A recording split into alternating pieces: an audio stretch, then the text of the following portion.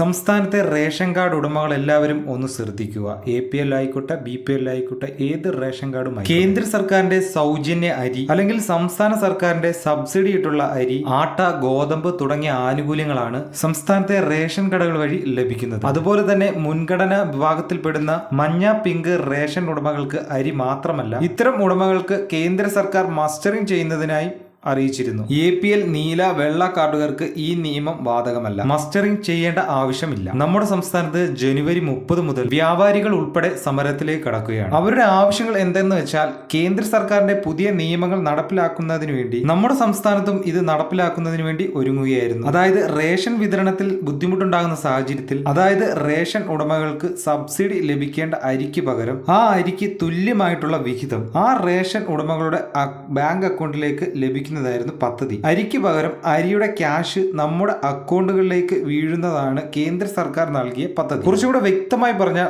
നമ്മുടെ സംസ്ഥാനത്തെ മഞ്ഞ റേഷൻ കാർഡ് ഉടമകൾക്ക് 30 കിലോ അരിയും 3 കിലോ ഗോതമ്പ്, 2 പാക്കറ്റ് ആട്ട, ഇത്തരം ആനുകൂല്യങ്ങളാണ് സൗജന്യ നിരക്കിൽ ലഭിക്കുന്നത്. അപ്പോൾ ഇതിന് പകരം അവരുടെ അക്കൗണ്ടുകളിലേക്ക് ക്യാഷ് നൽകുന്ന സംവിധാനം. അപ്പോൾ അങ്ങനെ വരികയാണെങ്കിൽ വലിയൊരു തുക തന്നെ കേന്ദ്ര സർക്കാർ അവരുടെ അക്കൗണ്ടുകളിലേക്ക് നൽകുകയും ചെയ്യും. സംസ്ഥാന സർക്കാരിന്റെ ആനുകൂല്യം ലഭിക്കുന്ന APL റേഷൻ കാർഡ് ആണെങ്കിൽ ഈ പദ്ധതി നമ്മുടെ സംസ്ഥാനത്ത് നടപ്പിലാക്കേണ്ടി വന്ന റേഷൻ കടകൾ അടച്ചുപൂട്ടേണ്ടി വരും. അതുകൊണ്ടാണ് നമ്മുടെ സംസ്ഥാനത്ത് കൃത്യമായൊരു എതിർപ്പ് കേന്ദ്ര സർക്കാരിനെ അറിയിച്ചിരിക്കുന്നത്. കേന്ദ്ര സർക്കാർ ഈ ഒരു നിലപാടിനെ ഏത് രീതിയിൽ വിലയിരുത്തുമെന്നത് വരും ദിവസങ്ങളിലെ അറിയാൻ പറ്റുകയുള്ളൂ. അപ്പോൾ നമുക്ക് അടുത്ത നല്ലൊരു വീഡിയോയുമായി വീണ്ടും കാണാം. Good bye.